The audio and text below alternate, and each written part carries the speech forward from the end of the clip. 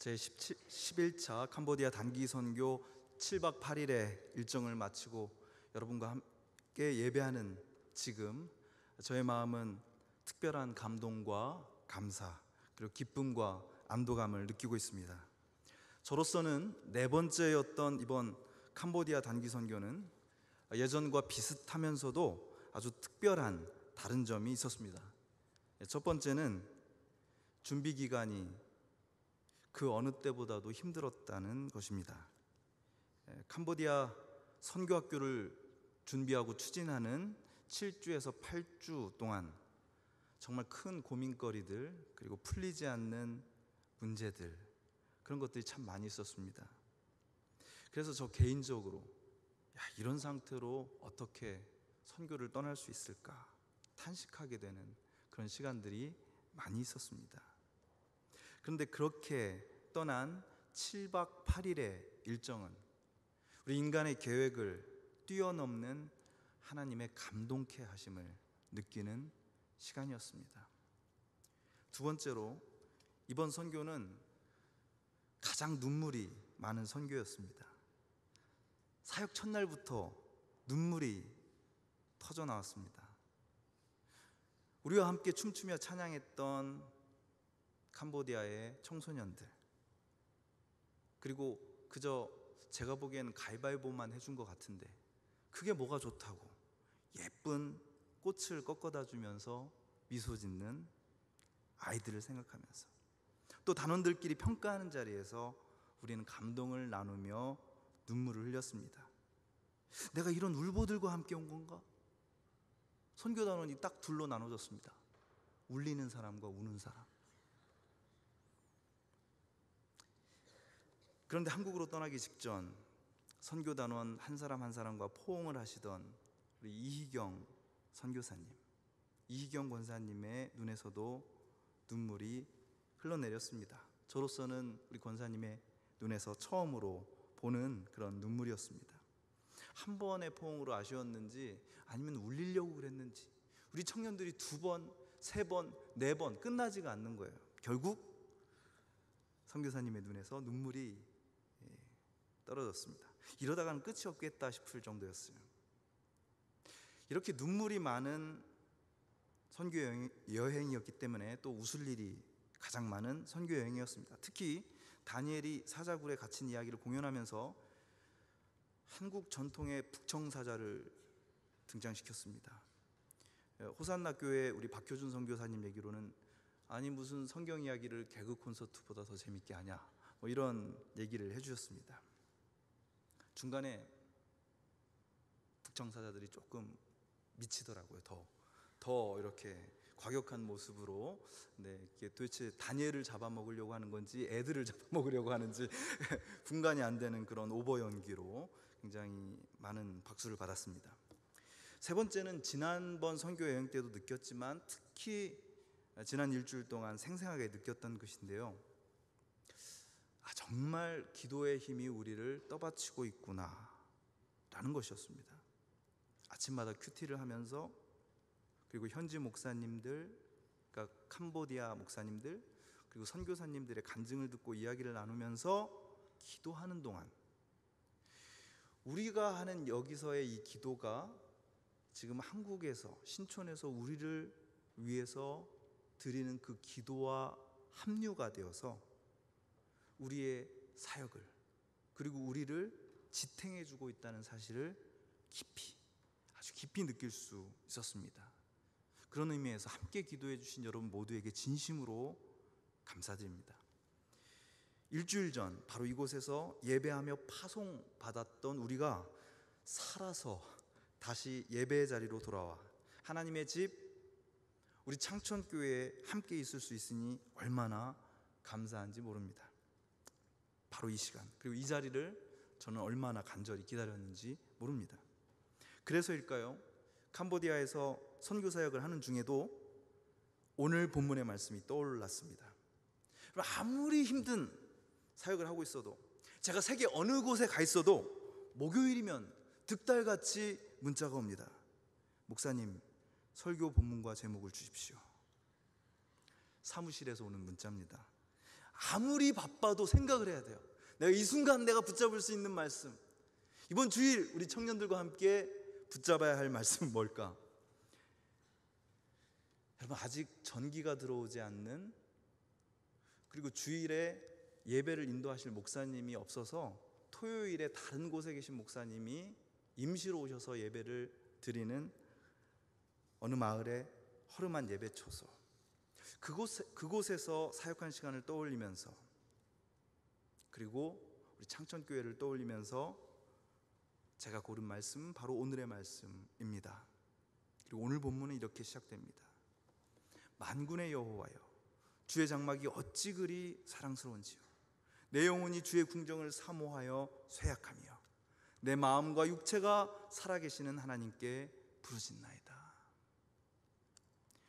시편 84편은 어떤 장소, 어떤 공간에 대한 사랑, 그리고 그 공간에 대한 간절함으로 가득한 노래입니다.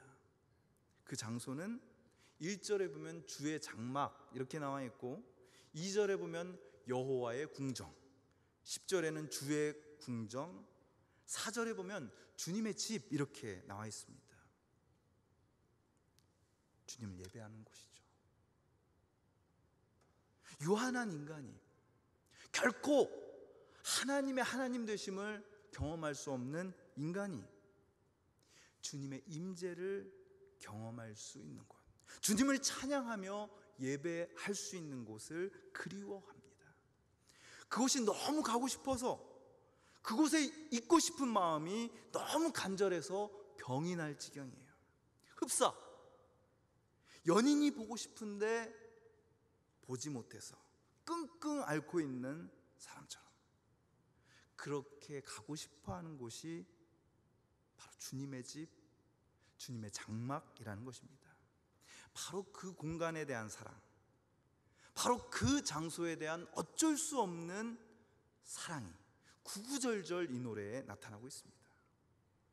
자, 그런데 왜 이 시인은 그곳을 그렇게 사모하는 것일까요? 사실 우리가 아주 높은 사람을 억지로 만나야 하는 자리라면, 내가 참 범접하기 힘든 누군가를 만나야 하는 자리라면 이런 식의 사모함을 경험할 수 없을 겁니다. 그런데 오늘 본문은 시인이 주님의 집, 주님의 궁정, 주님의 제단을 그렇게 애같아도록 사모하고 사랑하는 이유를 마치 한 폭의 그림과 같은 언어로 표현해주고 있습니다. 바로 3절입니다. 나의 왕, 나의 하나님, 만군의 여호와여. 얼마나 높습니까? 왕, 하나님, 그리고 세상 모든 임금들의 여호와여. 그런데 주의 제단에서 참새도 제 집을 얻고 제비도 새끼둘 보금자리를 얻었나이다. 이렇게 이야기하고 있습니다. 여러분, 참새는, 그리고 제비는 연약한 존재를 의미합니다. 자기를 방어할 힘이 없어요. 제비도 새끼둘 보금자리를 얻었다. 특별히 이 부분은 이번 캄보디아 단기 선교 기간에 저에게 아주 각별한 의미로 다가왔습니다. 왜냐하면 캄보디아 아이들에게 올해 한국의 전래 동화를 인형극으로 보여주는 시간을 처음으로 시도해 봤거든요. 우리가 고른 전래 동화가 흥부와 놀부였습니다. 제가 굉장히 설레는 마음으로 이 프로그램을 준비했습니다. 왜냐하면 우리 교회에서 그냥 실력파 배우로 알려져 있는 모 진호 군하고 같이 이 전래동화방을 이렇게 꾸몄거든요. 그런데 처음 만나는 순간 우리 연기 전공 이모 군이 손을 번쩍 들면서 이렇게 나 흥부! 이렇게 선언을 하는 겁니다. 그럼 저보고 뭘 하는 거예요? 놀부를 하라는 거죠. 그런데 제가 뭐 생각할 틈도 없이 목사님 놀부! 이렇게 얘기를 한 겁니다. 그래서 제가 놀부 역할을 맡았습니다. 근데 놀부 역할도 버거운데 큰 구렁이 역할을 할 사람이 또 없는 거예요.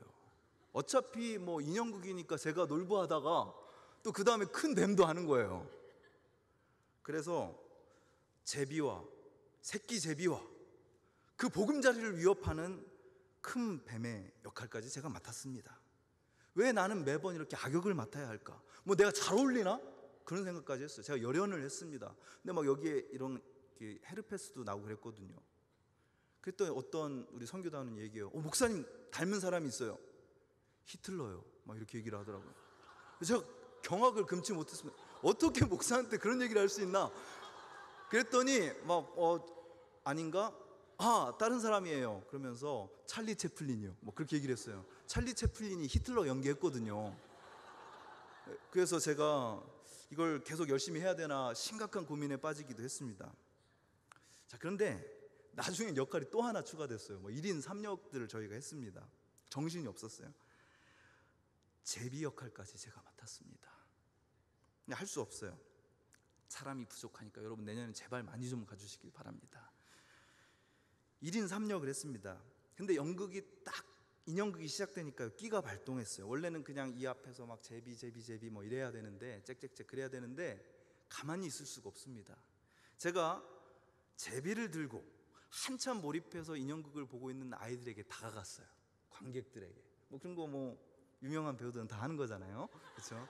그래서 다가갔습니다. 그래서 아이들에게 그 제비를 이렇게 보여주면서 한번 만져보라고도 하고 쓰다듬어 보라고도 하고 또 어떤 아이의 손에 그 제비를 올려놓고 저랑 같이 빙빙빙빙 그 무대를 돌면서 이렇게 그 제비가 날아가는 그런 신용을 해보기도 했습니다. 한 어린아이의 캄보디아 어린아이의 손에 들린 제비. 아이들은 움찔하면서 몸을 뒤로 빼기도 하고 뭐 그랬지만 그 제비와 하나가 되어가지고 극을 재밌게 봤습니다. 이번 선교 기간 중에 제 마음의 갈피에 끼워진 아주 소중하게 끼워진 한 장면입니다. 여러분, 우리 안에는 참 이기적이고 파괴적인 그림자가 있습니다. 전래 동화들, 옛 이야기들은 그런 우리 안의 그림자들을 어떤 캐릭터로, 어떤 인물로 형상화해냅니다. 놀부는 우리 안에 있는 이기적인 속성의 구현입니다. 어떤 수단을 써서라도 내가 원하는 것을 가져야 되겠다라는 그런 어두운 측면을 형상화하고 있습니다. 큰 뱀은 또 어떻습니까? 자기보다 약한 존재에게 얼마나 잔인할 수 있는지를 생생하게 보여주는 그런 이미지다. 그런 파괴적인 이미지를 보여준다. 저는 그렇게 생각합니다. 그런데 우리 안에 이런 놀부와 이런 큰 뱀이 우리 주변에 있는 사람들에게 해를 끼칠 뿐만 아니라 우리 자신에게도 엄청난 문제를 일으킨다는 사실입니다. 왜? 우리 안에 있는 놀부, 우리 안에 있는 그 파괴적인 큰 뱀은요, 다른 사람 안에 있는 연약함, 눈에 보이는 제비들만 공격하는 것이 아니라 우리 안에 있는 연약함, 우리 안에 있는 연약함을 견디지 못합니다. 그래서 자기를 괴롭혀요. 왜 이렇게 너는 약해? 왜 이렇게밖에 못해? 다른 애들 봐. 네가 이렇게 약하니까 자꾸 당하는 거야. 그렇게 이야기를 합니다. 그러면서 우리는 우리 안에 있는 작고 여린 것들, 참새와 제비처럼 흔하고 약한 것들을 없애고자 공격합니다. 강한 자만 살아남는다. 그렇게 외치면서 달려드는 것이죠. 여러분, 그런데 이런 뱀과 이런 놀부들을 완전히 내쫓아서 참새도 새끼도 보금자리를 틀 수 있는 유일한 곳이 바로 주님의 집, 주님의 궁정, 주님의 제단임을 믿으시길 바랍니다. 그곳에서는 그렇게 약하고 작고 지저분해 보이고 너무 흔해서 아무것도 아닌 것 같이 느껴지는 그것이 오히려 소중하게 감싸여짐을 경험하게 됩니다. 여러분, 이 감싸여짐을 철학자들은 어려운 말로 아늑함, 그렇게 불렀습니다. 주의 제단에서는 참새도 제 집을 얻고 제비도 새끼둘 보금자리를 얻었나이다. 우리는 이 아름다운 노래를 우리의 마음에 그리고 또 온 마음으로 찬양하면서 하나님을 바라봅니다. 그리고 이렇게 기도할 수 있습니다. 하나님, 연약한 새처럼 그 어떤 대단한 능력도 내세울 수 없는 저를 주님께서 감싸주십니다. 주님만이 품어주십니다. 주님의 제단에서는 나 같은 사람도 보금자리를 얻습니다. 여러분, 오늘 이 자리에서 그 하나님의 보금자리를, 그 하나님의 품을 경험하는 여러분이 되시기를 간절히 축원합니다. 우리에게 보금자리가 되어주시는 하나님을 경험해야 합니다. 그래야 우리도 주변에 있는 사람들에게 품이 되어줄 수 있는 거예요. 저는 창천교회가 그런 공간이 되기를 바랍니다. 창천교회 속회가 그런 공간이 되기를 바랍니다. 그리고 이곳이 여러분에게 그런 공간이 되기를 바랍니다. 그러면요, 멀리 떨어져 있어도 이곳이 그리울 겁니다. 우리 선교단원들이 이곳을 아주 그리워했어요. 시원해서만 그러질 않았을 거다 생각합니다. 여러분, 이곳은 좋은 친구들이 있는 곳입니다. 좋은 추억이 있는 곳입니다. 그러나 그것이 전부가 아니죠. 이곳은 하나님의 팔에 감싸여 있음을 느끼는 곳이기 때문입니다. 시편 84편은 바로 그곳을 그리워하며 부르짖고 사모하고 때로는 너무 그리워하다가 아프기도 하고 마침내 그곳에 와서 예배하고 감탄하고 찬송하는 한 사람의 마음이 감격스럽게 표현되어 있습니다.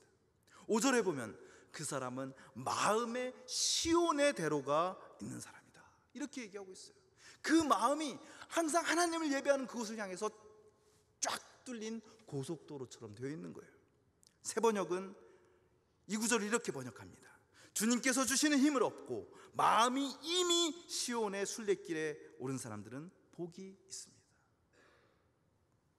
마음이 그곳을 향해 쭉 뻗은 고속도로처럼 달리고 있는 거예요.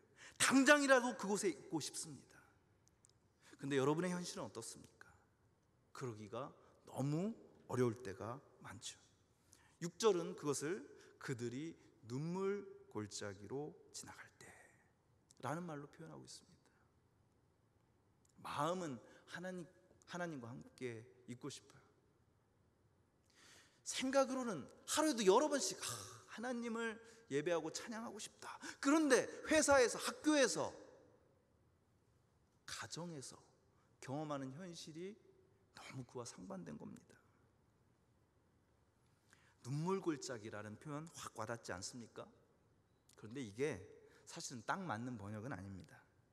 성경을 가지고 계신 분들은 아마 눈물골짜기라고 되어 있는 부분에 1번 이렇게 하고 주가 달려있는 것을 볼 수가 있을 겁니다. 거기 보면 바카 골짜기 이렇게 되어 있어요. 바카라는 말은 운다라는 뜻의 분사 형태이기도 하지만 물기가 없는 메마른 곳에서 자라는 식물을 뜻하는 말이기도 합니다. 그러니까 바카의 골짜기란 말은 마실 물을 찾을 수가 없는 고통스러운 지역을 뜻하는 말입니다. 시온을 향해서 이미 마음은 그곳에 가 있고 그곳을 향해서 간절히 가고 싶은데 마주하게 된, 그리고 어렵게 통과해야 하는 그 길은 물기가 하나도 없이 적막한 곳이라는 뜻입니다. 마틴 루터도 이 부분을 이렇게 번역했습니다. 그들이 메마른 골짜기를 통과할 때 그곳이 그러나 그들에게는 생수의 근원이 되리라. 목이 말라 쓰러질 수밖에 없는 상황, 우리의 삶 속에 언제 곧 찾아올 수밖에 없는 그 목마름의 시간이, 바로 그 시간이 여러분의 삶에 샘물이 솟아나는 그런 곳이 된다고 노래하고 있는 겁니다. 여러분, 이 노래가 바로 여러분 모두의 노래가 되기를 주님의 이름으로 축원합니다. 너무 목마르지만, 너무 힘들어서 죽을 것 같은 시간을 보내고 있지만 바로 그 바카 골짜기 안에서 많은 샘을 발견하는 것, 그것이 바로 기도입니다. 그게 기도예요. 뭘 해달라고, 뭘 달라고 쪼르는 것이 기도가 아니라 참새와 제비에게도 보금자리를 제공해 주시는 그분을 떠올리면서, 그분이 나에게도 보금자리가 되어주시는 분임을 확신하면서 그분 앞에 있기만 하면 됩니다. 그 기도가 있으면 여러분이 있는 곳은 주님의 궁정, 주님의 집이 됩니다. 주님의 재단이 됩니다. 그렇게 자신의 진정한 보금자리를 찾아낸 사람은요, 그때부터 전혀 다른 시간 경험을 하게 됩니다. 유대인 철학자 마틴 부버가 자신의 책 나와 너에서 이런 말을 남겼습니다. 여러분 잘 들어보세요. 시간 속에 기도가 있는 것이 아니라 기도 속에 시간이 있다. 우리는 시간 속에서 어찌어찌 해가지고 기도할 짬을 찾아낸다, 이렇게 생각합니다. 그러나 부버는 놀라운 직권으로 이렇게 얘기하고 있어요. 기도 속에 시간이 있다. 기도 속에서 시간이 나오는 겁니다. 시간 속에서 하나님을 찾는 어떤 특별한 짬을 내는 것이 아니라 기도해야 그 안에서 우리의 삶을 삶답게 하는 시간이 펼쳐지는 것입니다. 기도 속에 시간이 있다. 왜 그렇습니까? 작은 새도 품어주시는 하나님을 바라보며 메마른 땅에서 샘물을 찾아내는 그 시간, 그 기도의 시간이야말로 우리의 시간을 진정한 시간으로 만들어주기 때문입니다. 여러분, 시간이 흘러가는데도 아무것도 이룬 것 없다고 얘기합니다. 시간이 자꾸만 빨리만 흘러가고 나는 뭐가 어떻게 돌아가는지 모르겠다라고 탄식합니다.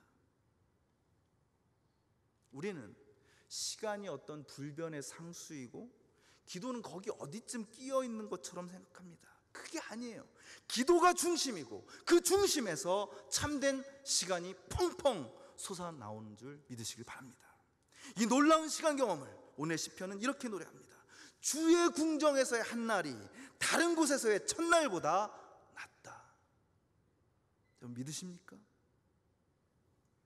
세상의 일부가 되어서 헛된 욕망에 이리저리 끌려다니는 수많은 나날이요, 그것이 제 아무리 길어도 여러분이 기도하는 하루보다 낫지 못합니다. 이것은 진실입니다. 그럴 수밖에 없어요. 왜냐? 하나님은 시간의 주인이시기 때문입니다. 이것을 베드로는 이렇게 고백했습니다. 사랑하는 자들아, 주께는 하루가 천년 같고 천년이 하루 같다는 이 한 가지를 잊지 말라. 잊지 말라. 이 한 가지를. 주께는 하루가 천년 같고 천년이 하루 같다는 이 한 가지를. 여러분, 이 본문은 캄보디아 단기 선교팀 제11차 캄보디아 단기 선교팀 마지막 큐티 본문입니다. 오늘 저는 여러분 모두를 향해서도 이 말씀을 선포합니다. 이 말씀으로 여러분 모두를 다시 일상으로 파송하고자 합니다. 기도가 먼저입니다. 기도 속에서 시간이 나오기 때문입니다. 다른 계획은 조금 나중에 하는 것입니다. 주님 앞에서 내 존재의 보금자리를 찾는 그 시간, 그것이 1시간이든 20분이든 어쩌면 그 시간이 나만을 위해서 나만의 고민에 휩싸여 질주하는 20년보다 중요할지도 모릅니다. 아니, 중요합니다. 하나님과 보낸 10분이 하나님 없이 보낸 10년보다 나으니까요. 여러분 아시잖아요. 그분과 함께 그분 앞에 있는 시간만큼이 삶입니다. 여러분, 오늘 이 시인의 영혼이 주님의 장막을 간절히 사모함같이 기도의 시간을 사모하시길 바랍니다. 그 시간이 보금자리입니다. 바로 그 시간, 하나님께서 저와 여러분을 감싸 안으심을 체험하는 앞으로의 시간이 되시길 주님의 이름으로 축원합니다. 기도하겠습니다. 살아계신 주님, 내가 주의 장막을 사모합니다. 오직 주의 임재를 갈망합니다. 주님과 함께 있으면 전혀 다른 시간을 경험할 수 있음에도 주님, 우리는 기도의 시간을 어디다 처박아 두었는지 알 수 없습니다. 주님, 나의 평생에 단 한 가지 소원, 주님의 아름다우신 보며 주님의 사랑을 노래하겠습니다. 주님께서 유일하게 나의 보금자리가 되심을 기억하겠습니다. 나의 모든 시간이 주님 앞에서 기도하는 그 시간으로부터 흘러나옴을 체험하면서 살아가겠습니다. 나의 보금자리가 되시는 주님, 주님의 품을 가장 소중히 여기는 우리가 되게 인도하여 주시옵소서. 예수 그리스도의 이름으로 간절히 기도드리옵나이다. 아멘.